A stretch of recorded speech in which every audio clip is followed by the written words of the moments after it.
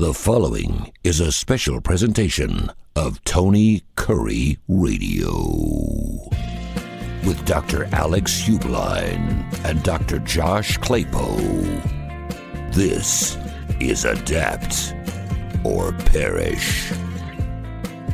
Welcome to Adapt or Perish, along with Dr. Alex Heublein, president of Adaptigent. I am Dr. Josh Klapow, and today we are talking about something that is so critical in an organization, and nobody really wants to talk about it.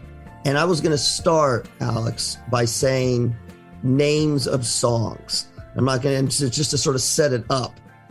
Bruce Hornsby, The Way It Is. Genesis, Misunderstanding. REO Speedwagon, Time for Me to Fly. And Journey, the classic, Party's Over.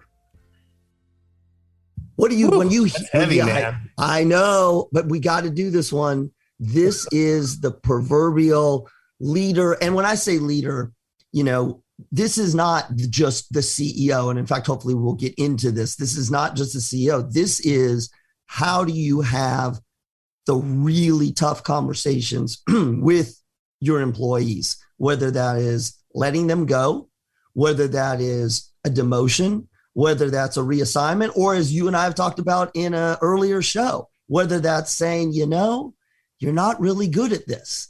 And, you know, you've been in this industry a long time, and so have I. We've probably both seen it done very wrong. We've both seen it done very right. And so just, I don't know, what's your experience been just in what you've observed over the years with leaders having the super tough one-on-one conversations? It's one thing to say we didn't meet our numbers. I mean, that's one, but to sort of be able to talk to people about tough topics. What's your experience been? So I think we should title this episode, you know, Why Leadership Sucks. That's great. Because this is the hardest part. This is one of the hardest things to do as a leader, is to give people, you know, negative feedback. And you're right. It can be in the form of, hey, you know, you need to improve this. Those conversations aren't that hard usually. But then you get into these conversations of, you know, you just suck at this, right? You need to go do something different. And then I think even the hardest kind of conversations are the ones where, you know, you have to let people go that you really like and you really respect their talents, but there are factors beyond your control where you have to say, look, we either can't afford to pay for a position like yours, or we're having to make cutbacks or whatever. Those are really hard conversations. And, you know, it's interesting. I was reading an interview this weekend. It was kind of an older interview with Sting. And sort of the topic was on this idea of, you know, he left the police to do this solo career.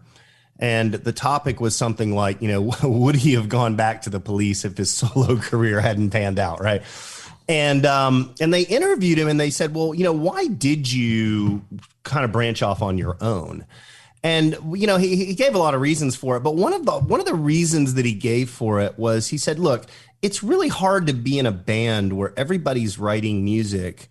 And this sounds a little bit arrogant, but he said, you know, it's hard to tell your fellow bandmates that their music just isn't very good. It's not as good as the stuff you're writing.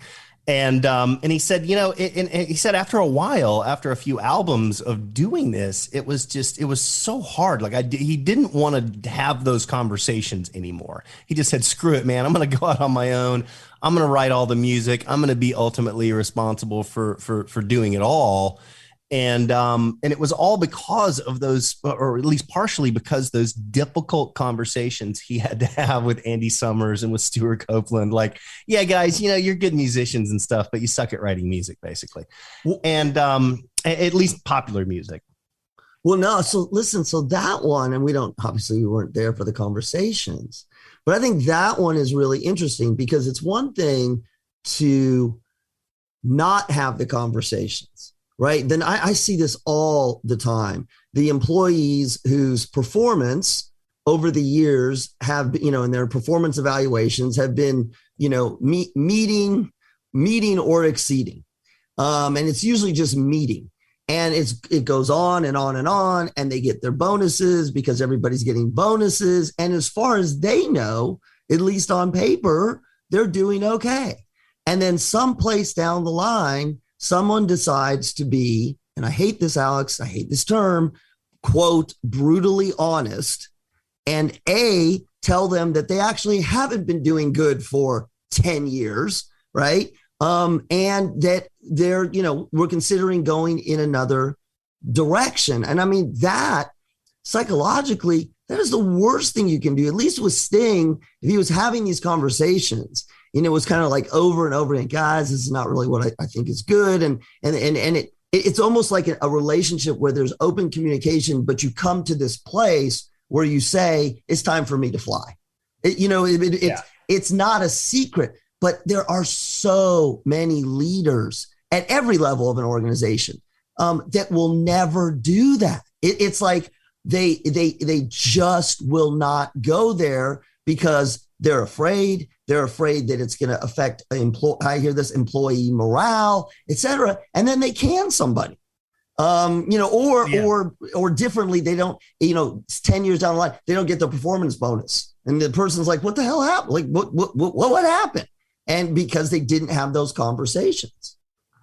Yeah, well, humans want to avoid conflict. Of course. Right. And so you're right. Of course. These conversations don't happen, I think, with the frequency and the regularity that they need to happen. And I'll tell you, it goes beyond just the organization, though. I spent a lot of my life in consulting and you've done this as well, right? And some of the hardest conversations you have to have, some of the most quote unquote brutally honest conversations you have to have are with your customers. Yeah. I've had plenty of consulting gigs where I've gone in, assessed the situation, said, guys, here's what you need to do. And they said, I don't, I'm not sure. And, at some point you have to have a conversation with them. Like, guys, if you knew what the hell you were doing, you wouldn't have hired me. So right. Shut up and do what I'm telling you to do. Right. And you have to be more polite than that. But at the end of the day, that's a hard conversation to have with someone who's paying your paycheck. And being able to say, guys, listen, that's where this whole thing gets super interesting because of all of the psychological or social parameters and influences, what you just said. You're the consultant. They've brought you in to tell them, what you see. They're paying your paycheck. And, and I know you've had consulting gigs this way. I have too. Sometimes you're brought in because they really want to know. Sometimes you're brought in because they want you to say it's not that bad or it's really what I thought anyway. And, those are two very different consulting arrangements. And to be honest with you, one of them is an easy conversation. One of them is not. And I just, I think one of the things that I've noticed a lot is in the attempt to avoid conflict, there is the physical avoidance. And if you're a leader in an organization, it's actually easy, right? You get someone else to tell them. If you're, below you, if you're a CEO, you have an EVP, and the EVP tells the SVP, and the SVP tells the VP, and the VP tells the director, and the director tells the manager, and then the poor manager is left with feeding the news, or sometimes, they pull in HR. I don't know about you. I'll call any leader out on that. That shows me that you don't have courage at all. The second thing I've seen is, and I've literally seen this, where CEOs or leaders will say, well, the best way to have a difficult conversation is make sure you don't schedule anything more than 15, like make sure you have a hard stop after 15 minutes. Oh, that's the worst. And that's so, what's the word? It's smarmy. Like I can't think of a better, right? It's smarmy. It's childish, but like you've seen it, it happens. I would say it happens more times than not because they don't want to be in that position. Even if they're, even if you look at the leader and you say they're really not nice people, I would say they don't want to be in that position because they don't want to hurt somebody's feelings, because they don't want to feel They don't want to feel what it feels like to hurt someone's feelings. Yeah, no, exactly. And that's the tough part. And I think it's been a little bit easier, I think, on people with, over the last couple of years, because everybody's been, or a lot of people have been working remotely. Right. And having these conversations over a Zoom call or on the telephone, they tend to be a lot easier, I think, from a mental standpoint for people to have those conversations than if you're doing them face to face. And you can see the physical reaction, right, body language and all that. It's so uncomfortable for everyone. Have you worked with leaders, organizations where, you don't have to name them, but where you've seen a leader who was super compassionate, but also considered a really good leader? Because we see this a lot. I'm not going to get, I'm going to get political. I was just thinking about it. Jimmy Carter was a great example, right? They said he was a terrible president, but he was, a heart of gold guy, right? Just an amazing human being. And obviously we've seen the work that he's done afterwards. But have you seen organizations where you can have a super decisive, strategic, and maybe also execution, difficult conversation, but super nice and super compassionate? Have you met leaders like that? Yeah, no, I have. And there's always this trick in leadership. And I think it's particularly true in, when you get down to either a small company or you get into a division or group within a larger company, is that, you kind of build up these relationships with people, and they're not purely professional relationships, right? They're not just, let's go do our job, but you'll go on the road with people and you'll have dinner with them and you'll learn about their families and their kids and their dog or whatever. And so you do end up in a situation where there is some degree of, personal knowledge of people's lives and everything else. And I think that's when, you have to strike a fine line between, being objective as a leader, but also recognizing the subjective characteristics of literally everybody that works in your company. Everyone has a life. Everybody has something that they're doing in their lives. And being able to strike that balance between being able to give objective feedback to people and do it in a way that doesn't, that doesn't offend them. So I think there's some good techniques for doing that. I think whenever you have to give feedback, I try to base everything, when I have to do this, I have to base everything on facts. And I think that's really important. It's not just, hey, I don't like you, or, you're just lazy, or, you got to get into specifics, right? Otherwise the conversation turns into an assault on that person and their individual characteristics. So you got to focus on, well, look, here's the situation, Dr. Josh, we were going to do this, you had this part for that you needed to execute on. I don't think you executed on it as well as you could have. So I'm not pleased about that, but here are some things I think you can do going forward to do a better job of it. So kind of turn the conversation from an attack, if you will, even though you're probably not intending it that way anyway, but turn it from an attack into look, this is a coaching session, right?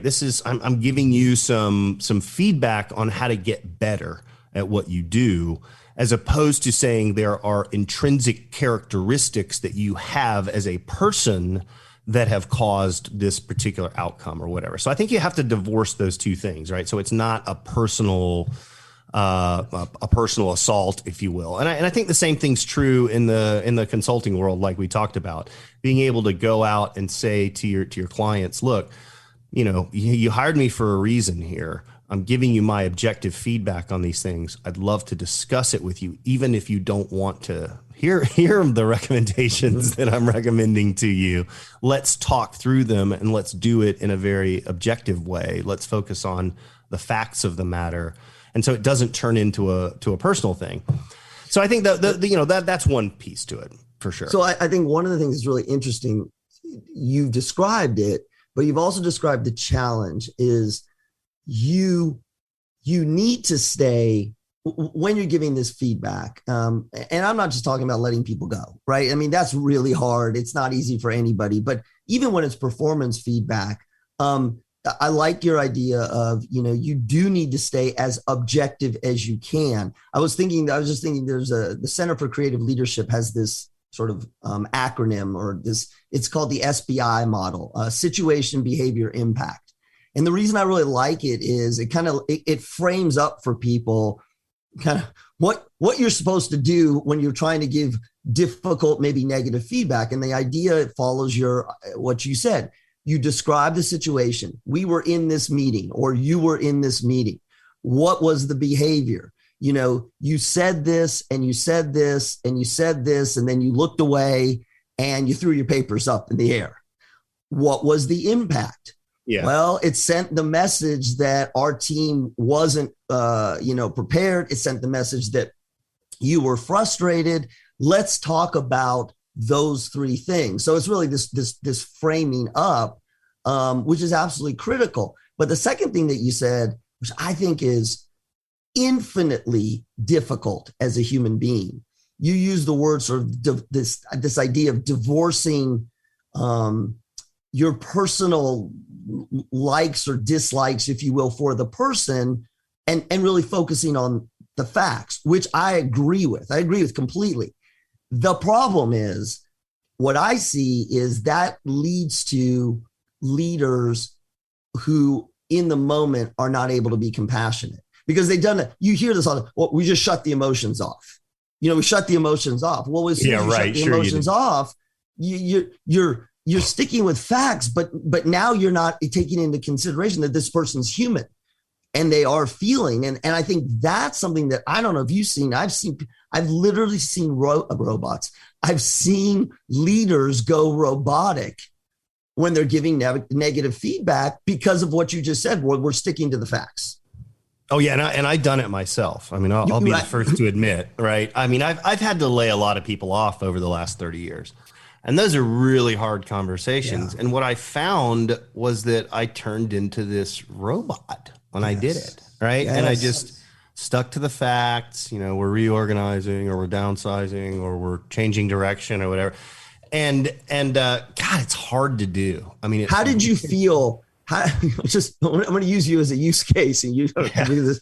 No, but I think this is so important. You stuck to the facts because those are both true and safe for you, and presumably safe for the person. But if I can ask you this, because I think our listeners would appreciate this. When you did that, if you think back, how were you feeling? Like, what was your emotions as you were doing that? Oh my God. I mean, it was horrible. First of all, there's the terror of the anticipation of having those conversations, right? Yeah. I mean, if you're even a remotely compassionate person, what's going through your head is, God, this is going to affect this person. It's going to affect this person's family and their children and their whole life. And having that knowledge going into it is just, it's so difficult, right? I mean, You feel horrible. I mean, I remember one time a company I worked for, a really successful company, but we reorganized, and we had to get rid of a fair number of people, probably a couple dozen people that worked for me. So I had to do like 20 something of these conversations in a 2-day period. I've seen and this. I got to tell you, after doing 20 of them, not only was I the most robotic sounding person you've ever seen in your life, but I mean, I felt like hell. Yes. I felt like I had just been through a war or something. I mean, I was exhausted. I was mentally drained. I had so much anxiety over the whole thing that it was terrible. It's a really hard thing to do. So what you did, this is why I think it's important, your experience. You shut down the emotion piece for your own protection. I mean, and that's a natural. We do that. We don't want to feel the bad feelings. And exactly what you said, you're going in to tell somebody who it's going to affect their life, et cetera. So you shut that piece down, and particularly if it's repeated trauma, right? Because you had to do it again and again and again. But I think what leaders forget is you can go all robotic on somebody, But to your point, if you are halfway a compassionate person, those feelings don't not exist. They're just not coming out. And so what you have is an emotional hangover. That's exactly what you experience, because you were putting so much of it at bay, just out of protection and whatnot, that when you were done, it literally will knock you on your behind.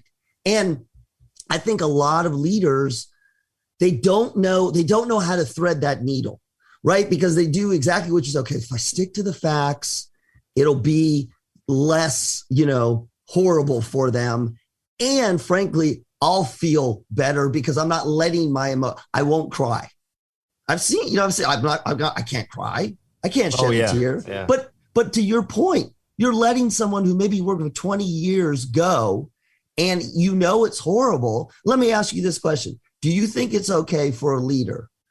Again, when I say leader, it's generic leader. It could be at any level. Is it okay for a leader to let somebody go and be emotional, meaning maybe well up, not on purpose, but it's happening? They actually feel that. Do you think that that's okay or not? This is not a trick question. I'm asking your opinion. Oh, gosh. So you're saying, is it okay to feel good about it afterwards?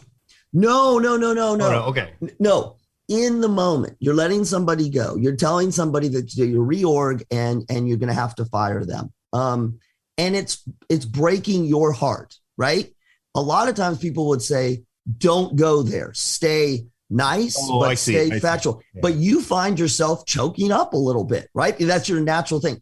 Is it okay, do you think, as a leader, when you're giving that information, to get choked up, to shed a tear? Not to make yourself shed a tear, but if it's happening, is it okay to do that, do you think?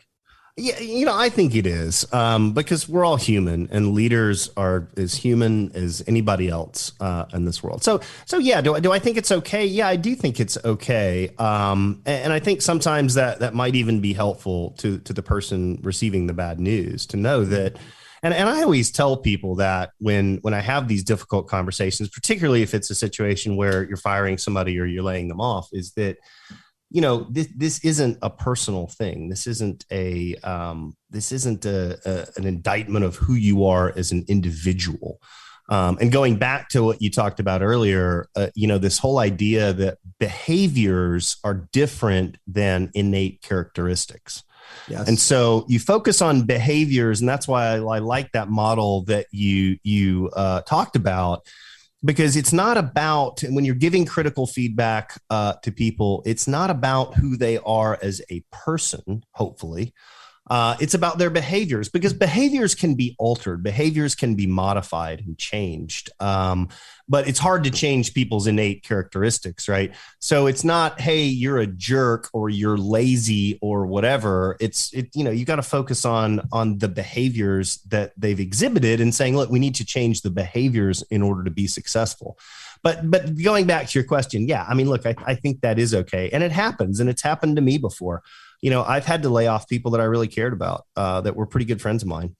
And it was not fun. It was very emotional when you get into situations like that. And you just said it. And I think that's the thing that we forget is it's okay. Leaders get themselves all twisted up in this weird place where it's like we can't be leaders and human at the same time. That's number one. And then number two, to your point, and this gets, we maybe do a whole show on this. There's a difference between, like you said, saying to somebody in a performance evaluation, these are the behaviors that you're doing that are having an impact on the company, et cetera, and we need to correct them. They need to be corrected, or even you've been doing them so long, we can't let you work here. That's different than saying you're lazy, you're stupid, that's shaming.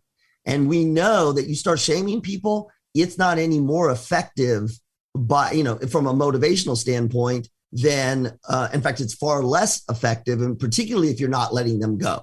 You shame somebody and let them go, they'll hate you for the rest of your life. You shame somebody and you keep them there, you ain't going to get the productivity that you need. And one of the things that I think is really interesting that you just said, and this one is for me, I have the hardest time wrapping my head around this. A lot of times I will get asked, and I'm sure you get asked because you've done this so much, maybe by a junior employee, how do I make this conversation easy or easier, or there's got to be a way, there's got to be a tool, there's got to be a technique, to make this like not so bad. And, my advice is it is a tough conversation is never easy because it's tough. Like it's supposed to feel, you're supposed to feel bad. Like that's the whole point. It's just that's okay. Yeah. And that's okay. Right. And think about it, pivoting for a second to the music industry, right? Imagine the bands that had to go fire their guitarist or their drummer or whatever, right? I mean, just think about like you started this band with some friends of yours or some guys you met. That's a great analogy. Went through and had great success. And then you have to tell one of your band members, hey, dude, you're just not cutting it. You need to leave. And, and musicians, I think, aren't particularly good at these conversations, right? They don't have a lot of management and organizational behavior training typically. And so you see these spectacular blowups. Yes. In these situations, right? And then they're sniping each other online and saying, no, that guy was a jerk or whatever. And because, as a musician, that's a huge part of your identity, just like it is with any job. But I think it's particularly true as a musician. That is your, that is such a part of who you are that when a band has to go through that, sometimes the bands don't survive as a result of it. That's right. Going through those breakups. Well, and in particular in bands, there's a fewer number of people. So percentage wise, in terms of the loss, it's greater, right? Because it's not 100 people, it's 5 or 7. And the other piece is it's so much more public, or again, I'm talking about maybe headlining bands, but it's more the organization instantly does not look like it did before. And, I guess in some cases there are non-disclosures and confidentiality things and all those kinds of things, but you're right. You're telling somebody who was maybe 1/3 or 1/4 of this entire organization that we're moving in a different direction. And it's interesting, the bands, because you said there's these huge blowups. See, the blowups I think happen because the person you're telling, like the drummer, like they're pissed. They're pissed. Well, but then they get pissed. And so they're pissed. So the band members get pissed that they're pissed.